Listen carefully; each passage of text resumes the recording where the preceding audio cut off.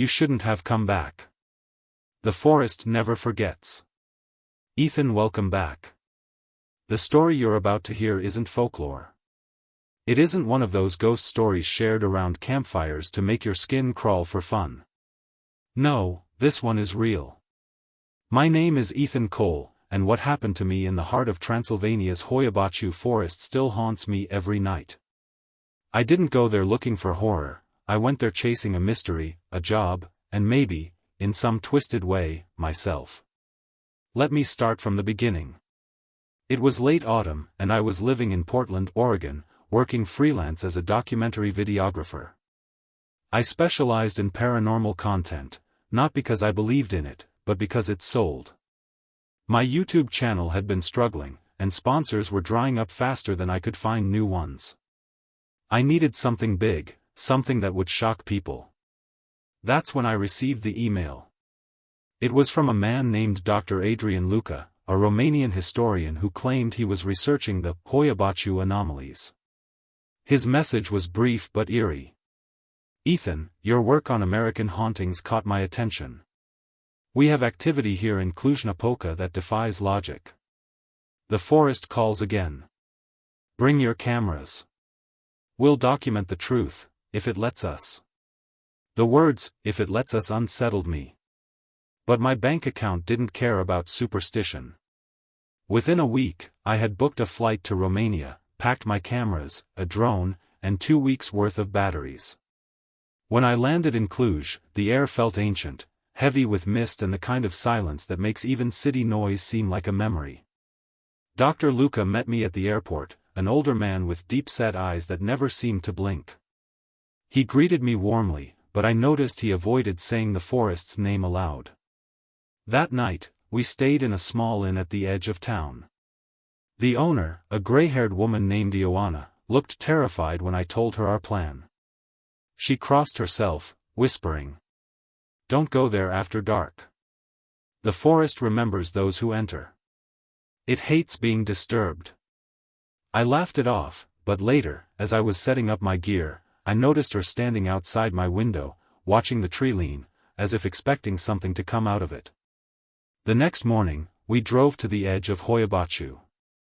Even before I stepped out of the car, I felt it, the atmosphere was wrong. The forest was too quiet. No birds. No insects. Not even the rustle of wind through the leaves.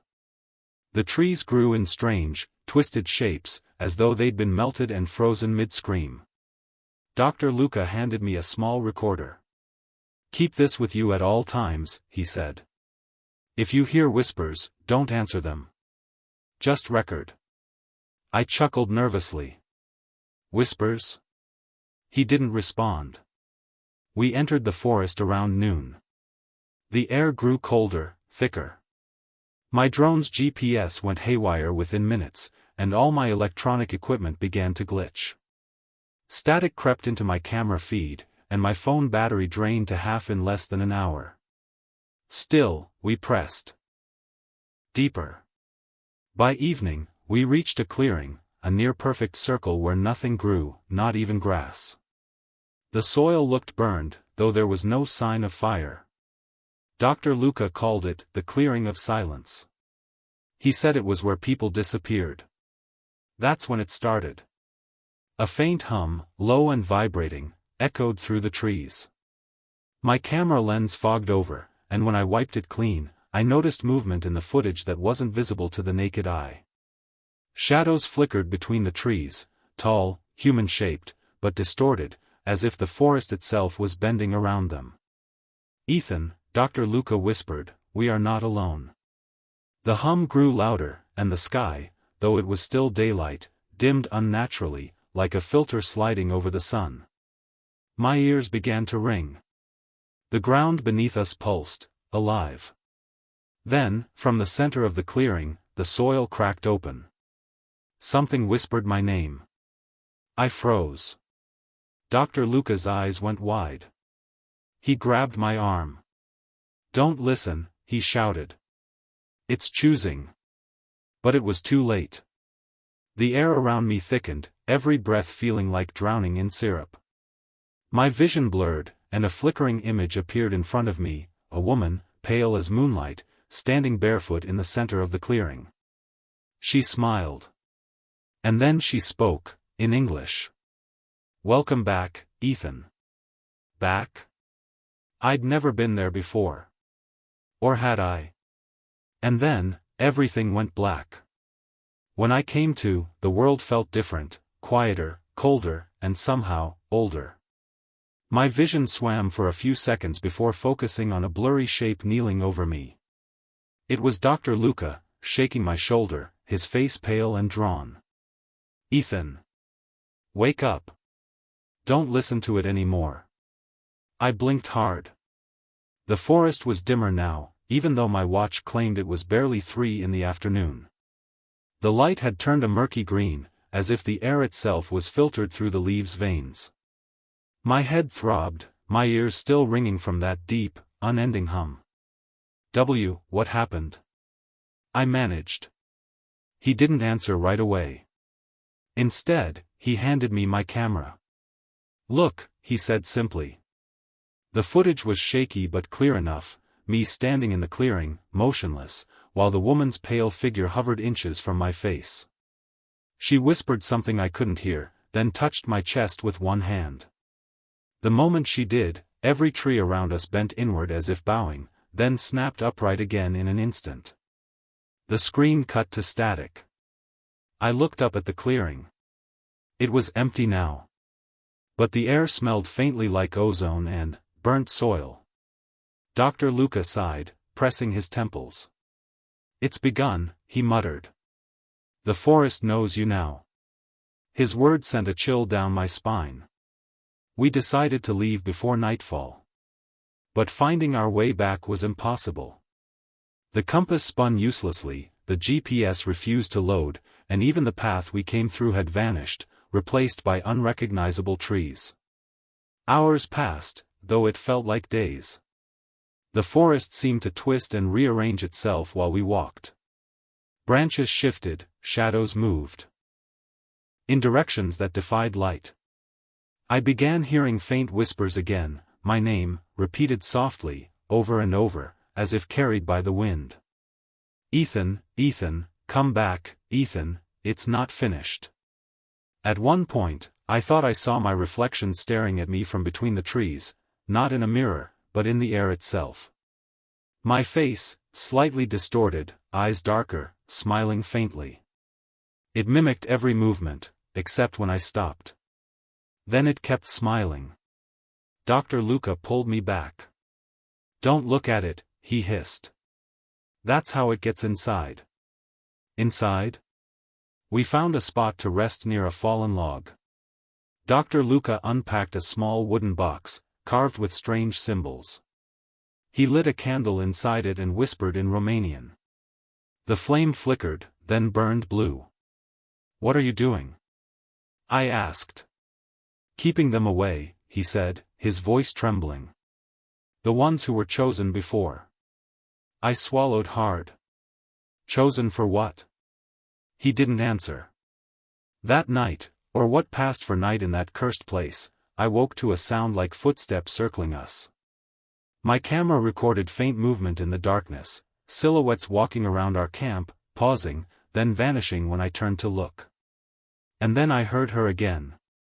"Ethan," her voice was closer this time, warm, intimate, almost human.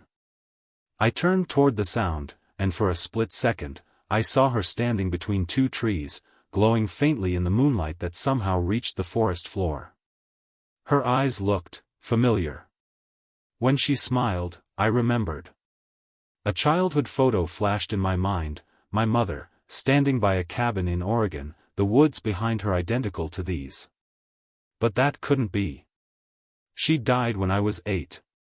The whisper came again, inside my head this time. "You've been here before, Ethan. You belong here." I stumbled back, tripping over a root. My flashlight flickered, and when it steadied, she was gone. But the whisper remained. By morning, Dr. Luca looked exhausted, his candle burnt down to waxy residue. "We're being followed," he said flatly. You've been marked. We need to reach the center before it finds you again. Center? I asked. He nodded. The forest isn't random. It's built in circles, layers of time, of memory.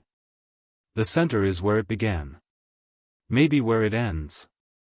We walked again, guided by the faint hum that seemed to pulse beneath our feet. The trees grew closer together, their trunks merging like twisted veins. Every step forward felt heavier, slower. My camera picked up strange electromagnetic spikes, and faint shapes began appearing again, this time behind us. Not one or two. Dozens. Figures made of mist, each one whispering, reaching. When I turned back to look, they froze. When I faced forward, they moved closer. That's when I realized, they weren't following us. They were following me. And somewhere ahead, the woman's voice whispered again, louder this time, echoing from the ground itself, "Welcome home, Ethan." The deeper we went, the stranger the forest became. The trees no longer looked like trees. Their bark peeled in spirals, their roots twisted like ropes. The air smelled of damp earth and iron, heavy enough to make breathing painful. Every sound we made, every footstep, every gasp, echoed back to us a second later, slightly distorted, like someone else was mimicking our movements. Dr. Luca walked ahead of me, muttering something under his breath, a chant, maybe, or a prayer. He held the carved box tight against his chest, its blue flame flickering weakly. I was filming everything. I had to. Not just because I needed proof, but because I was terrified that if I didn't record it, I'd start to believe none of it was real. Then, around midday, the forest opened up again. Another clearing, not like the first one. This one was larger, filled with fog that glowed faintly from an unseen light source. At the center stood something that froze me in place. A tree. But not like any I'd seen before. Its trunk was smooth and pale, like bone, and human faces were carved all along it, hundreds of them, eyes closed, mouths open in silent screams. The branches stretched upward in impossible directions, and from each one hung strips of fabric, aged and torn, fluttering in the wind that didn't exist. Dr. Luca whispered, "The memory tree." I raised my camera, but the moment I zoomed in, my screen filled with static. The camera's microphone picked up faint whispering again, not words this time, but sobbing. I turned to Luca. "What is this place?" He looked at the tree with a kind of reverence and horror combined. "Every soul the forest takes becomes part of its memory. It doesn't kill, it collects." I took a step back. "Collects?" He nodded grimly. "You felt it, didn't you? The familiarity. The sense that you've been here before? That's because you have, or a part of you has." I shook my head. "That's impossible." But the whisper inside me, the woman's voice, said otherwise. "You left something here long ago, Ethan. Come see." I felt my body move without permission. My feet dragged me closer to the tree. Dr. Luca shouted, grabbing my arm, but I couldn't stop. The tree's carved faces seemed to shift as I approached, their eyes fluttering open, one by one. Each face looked eerily human, eerily alive. Then I saw it.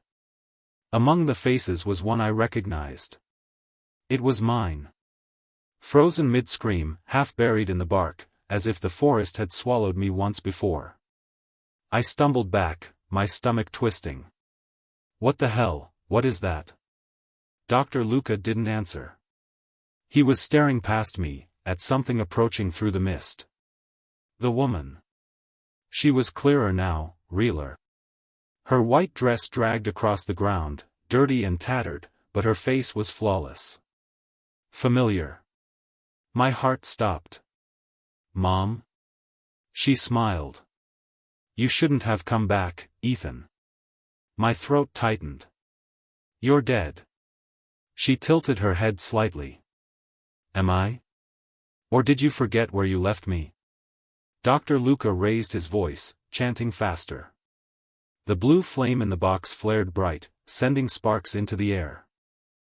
The woman screamed, her form flickering like a glitching hologram. The faces on the tree began to move, mouths opening wider, crying out in distorted unison. And then I saw something emerging from the bark, hands. Human hands, clawing outward, dragging themselves free. Luca shouted, "Run!" I ran. The forest blurred around me. The ground pulsed beneath my feet. Every direction looked the same, but somehow, I knew exactly where to go, deeper. Toward the center. I could feel it pulling me. The whisper followed, growing louder with every step. "It remembers, Ethan. It always remembers." I burst through another line of trees and stumbled into a clearing unlike the rest. The fog here was thicker, glowing gold instead of gray. At its heart lay a ring of stones, ancient and covered in carvings that seemed to move when I wasn't looking directly at them. Inside that ring, a hole. Perfectly circular. Black as ink. Dr. Luca caught up, gasping. "That's it," he said. "The heart." I stared at it. "The heart of what?" He looked at me with tears in his eyes. "Of everything. The forest feeds through it. If we destroy it, maybe." But he never finished. Something pulled him into the air. His body jerked violently, suspended by invisible threads. His mouth opened in a silent scream as black veins spread across his skin. In seconds, he was gone, pulled into the darkness above, leaving only the sound of cracking wood and fading whispers. And then the voice, her voice, came again, softer now, closer. "He couldn't free you. But you can free yourself." I looked down at the hole. The golden fog swirled around it, almost invitingly. My reflection shimmered on its surface, except it wasn't me. It was that other version of me, the one I'd seen earlier between the trees. He smiled. "Come home." And before I could think, before I could breathe, I stepped forward. I don't remember falling. Only the sensation of weightlessness, like being suspended between waking and dreaming, time stretching into something endless. When I opened my eyes, I was no longer standing in the clearing. I was beneath it. The air was thick and humming, vibrating with a deep, rhythmic pulse that I could feel inside my bones. All around me were roots, massive, black, and wet, tangled like veins around a colossal heart that pulsed with slow, deliberate beats. The sound wasn't just in my ears, it echoed inside my chest. Thump, thump, thump. And then I realized, the sound matched my heartbeat. I stumbled forward, my flashlight flickering weakly. The walls pulsed as though alive, breathing in and out.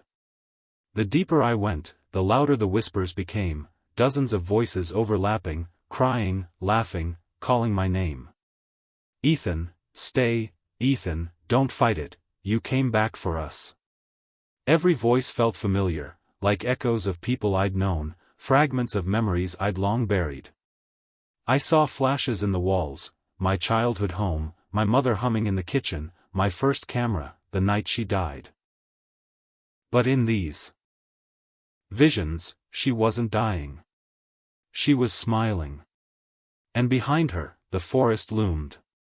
Then she appeared again, right in front of me, her pale figure materializing out of the shadows. The same warmth in her voice, the same sorrow in her eyes. "Ethan," she whispered, "you never left." I shook my head. I don't understand. I was a kid. That forest was in Oregon, not here." She smiled faintly. "The forest doesn't belong to a place. It belongs to memory. Every fear, every pain, every moment you tried to bury, it roots itself somewhere. This is yours." I looked around. The roots glowed now, faintly golden, like blood flowing through veins. "Why me?" Her answer was soft, almost kind. "Because you're the storyteller. You give it voice. Without you, it sleeps. But once you speak its name, it remembers. Realization hit me like a brick. The videos. The documentaries. Every time I said its name online, every time I fed people's curiosity, I had been feeding it. She reached out a hand. You can stop the pain, Ethan. Just let go. Stay with us. Behind her, faces began to form in the walls, Dr. Luca among them. His mouth moved soundlessly, but his eyes pleaded. Don't. My flashlight flickered again. My camera, still hanging from my neck, began to record on its own. The lens turned toward her. The screen glitched, distorting her image, revealing something beneath, the same woman, but decayed, hollow-eyed, skin stretched thin over bone. That's when I understood. The forest didn't collect memories out of kindness. It consumed them. I took a step back. I'm not staying. Her smile faded. The ground began to quake. Roots lashed out from the walls, wrapping around my arms, my legs. The heartbeat grew faster, matching my panic. I screamed, pulling against the vines, but they were strong. Then I remembered Dr. Luca's box. It had fallen beside me, the candle inside still faintly glowing blue. I reached for it, stretching my arm until the roots tore my sleeve and skin. My fingers brushed the box, just enough to tip it open. The blue flame burst out, flaring so bright it blinded me. The forest shrieked, a sound so piercing it felt like it could tear reality apart. The roots recoiled, and the woman screamed, not in pain, but rage. You can't leave what you are, she howled.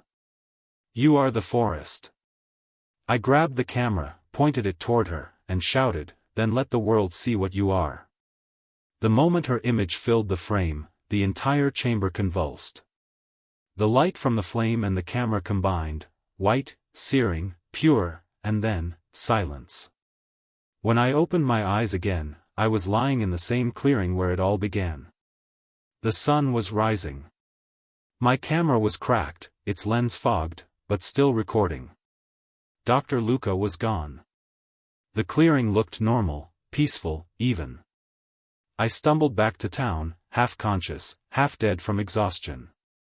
The locals said I was found at the forest's edge, screaming in my sleep. They never found Dr. Luca, or any of our equipment, except for my camera. When I reviewed the footage weeks later, most of it was static. But in the final clip, I saw something that froze my blood. The camera was still rolling as I ran out of the forest. Behind me, in the distance, a figure stood among the trees. She smiled. And then, she turned toward the camera, looked straight into the lens, and whispered, clear as day, thank you for remembering. The screen cut to black. That was 3 years ago. I moved back to the States, changed my name, deleted the footage from every device I owned. But sometimes, when I upload new videos, I still see static flicker across the screen for a split second. Sometimes, I hear her voice in my headphones. Sometimes, I wake up to dirt under my fingernails. And sometimes, I dream of the clearing. The hum never really stopped. Because the forest never forgets.